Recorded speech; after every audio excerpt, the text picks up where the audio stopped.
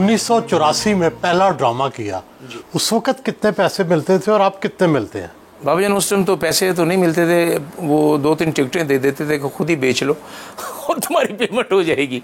तो 100 रुपये की या 50 रुपये की टिकट होती थी उस वक्त। लेकिन अब शुक्र अल्हम्दुलिल्लाह सर कि रब्बे करीम का बड़ा एहसान है, करम है कि बेहतरीन घर चल रहा है। मैं मेरी फैमिली भी मेरे साथ, दोनों बच्चे भी मेरे साथ सर। बच्चे शादीशुदा हैं? जी हाँ, माशाल्लाह जी। तो आपने अलग नहीं किए, इकट्ठे रह रहे हैं जॉइंट फैमिली में? बच्चे मेरे साथ ही हैं जी।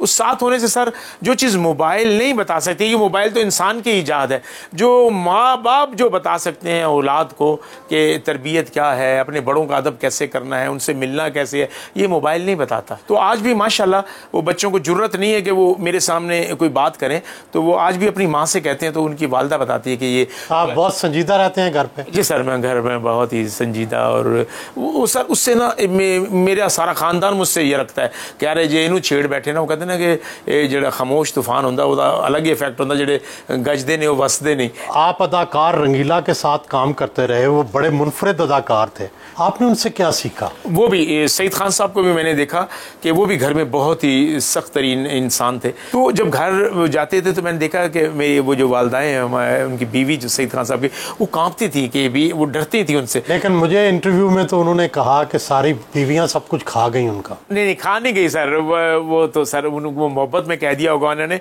तो यकीन करना सर, मैंने उनको देखा कि फ्रूट भी लिया तो 3 घरों के लिए यकसा लिया है, तो बराबर बैलेंस के साथ वो सर। मैंने तो उनको, और मुझे उन्होंने जब सर मुझे उन्होंने इतनी बड़ी बात की, मैं 500 रुपये महीने के कमरे में मिल्लत चौक पे रहता था। तो एक दिन मैं सईद खान साहब के घर बैठा हुआ था, तो मुझे कहने लगा, ओए नवाज़, तुम कितने महीने के घर में रहते हो? मैं कहा सर मैं 500 रुपये के महीने में। तो कहते बेटा लो 8,000 रुपये महीने का घर। मैं कहा सर मैंने बच्चों को मुल्तान भी भेजना होता है, अपना भी खर्चा निकालना होता है, तो मैं कैसे 8,000 रुपये अफोर्ड करूँगा? अभी तो मुझे मेरे पास इतना काम भी नहीं है। तो वो कहने लगे कि जब तुम्हारे दिमाग में होगा ना तुमने 8,000 रुपये किराया देना है, तुम्हारी सुबह ही आँख खुल जाएगी, और जब आँख जल्दी खुलेगी तो काम पर जल्दी पहुँचोगे, ज़्यादा करोगे, ज़्यादा तलाश करोगे काम। जब काम ज़्यादा करोगे तो पब्लिक की नज़र में ज़्यादा होगे। तो सर मैं 535 नरगिस ब्लॉक में सर 8 साल रहा हूं। जब वहां से निकला तो अपना ये घर बना के निकला। थिएटर, रेडियो और फिल्म तीनों में काम किया, तीनों में क्या फर्क है, कौन सा अच्छा लगा? आउट क्लास बात की आपने। रेडियो आपको बहुत कुछ सिखाता है, बोलने का अंग सिखाता है, ढंग सिखाता है, आपको बैठ के बताना है कि मैं कुर्सी पे बैठ रहा हूँ, बाखुदा हम चमचे लड़ा के आपने तलवारों के इफेक्ट देने हैं, देन ये वो। रेडियो में आपने ये बताना है, सब कुछ आपने आवाज़ के साथ ही बताना है कि मैं पानी पी रहा हूँ, वो आपने सब कुछ, वो घूंट भी भरना है पानी का। तो ये चीज़, रेडियो एक बिल्कुल डिफरेंट चीज़ है, उसका एक अपना मज़ा है। टीवी आपकी तबीयत ठीक नहीं है तो वो अगले दिन भी रिकॉर्ड कर लेंगे। थिएटर टू मुश्किल तरीन काम है। फिल्म तो सर आपने बना ली, पता नहीं जब रंग होता बदल गया तो फिर रिलीज होनी है, पता नहीं कदों चाहनी है। थिएटर आपको तूफान है, बारिश है, आंधी है, जो मर्जी है, आपकी कमिटमेंट है, आपने पहुंचना है। और सर एक दफ़ा तो मैं जब थिएटर पे मुल्तान में था तो मुझे इतला मिली कि मेरे बच्चे की डेथ हो गई। तो आप यकीन कीजिएगा, जब पब्लिक कमिटमेंट, कई फनकार ऐसे हैं सर, लेकिन मैं लोगों को हंसा रहा था। लोग उसके बाद जब लोगों को बताया गया कि यार अब ये जाके दफनाएगा बच्चे को, तो हॉल ने खड़े होकर क्लैप की। जब पब्लिक कमिटमेंट है, जो लोग पता नहीं अपने गम दुख दर्द दूर करने के लिए, हंसने के लिए आते हैं, अब उनको मैं अपनी टेंशन भी बता के उनको और टेंशन में तो नहीं डाला जाता।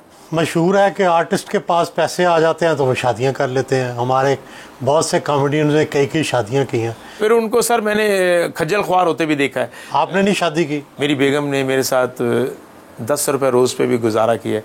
अगर रब्बे करीम ने आज मुझे अच्छा वक्त दिया है तो ये वक्त उसी को देखना चाहिए, क्योंकि उसी की दुआओं से मैं आगे आया हूँ। और क्योंकि मैं जब बाहर काम पे जाता था तो मुसल्ले पे बैठ जाती थी।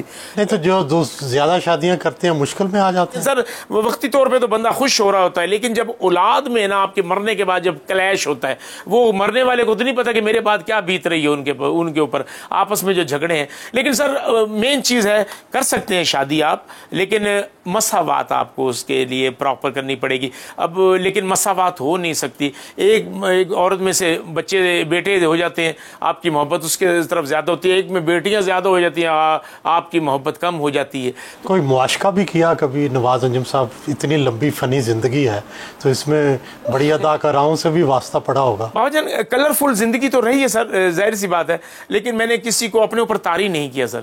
और बस ठीक है, दोस्ती यारी होती है, हमारी फील्ड है, हर 16 दिन के बाद ड्रामा चेंज होता है, फैमिली चेंज हो जाती है, तो हमें सबके साथ प्यार मोहब्बत तो रखना पड़ता है, हंसी मजाक तो होता ही रहता है। लेकिन मेरे घर वालों को भी पता है, तो बेगम को इसलिए पता है कि यार ये जिस काम में गया है, कई लोग आगे शिकायत करते हैं, भाभी आज जो दिन संडे सी, आज फलाना सी, कई दोस्त ऐसी हरकतें करते हैं, लेकिन मैं कम ऐसा है कि मैं अपने दोस्तों को अपने घर में नहीं लाता, सिवाय सुहेल अहमद साहब और कभी खान साहब, अल्लाह ताला उनको जन्नतुल फिरदौस में आला मकाम अता फरमाए, वो हो गए, सैयद मोहसिन गिलानी साहब या इफ्तिखार ठाकर साहब, उनकी फैमिलियों का आना जाना मेरे घर में है, या इरफान खोसट साहब का।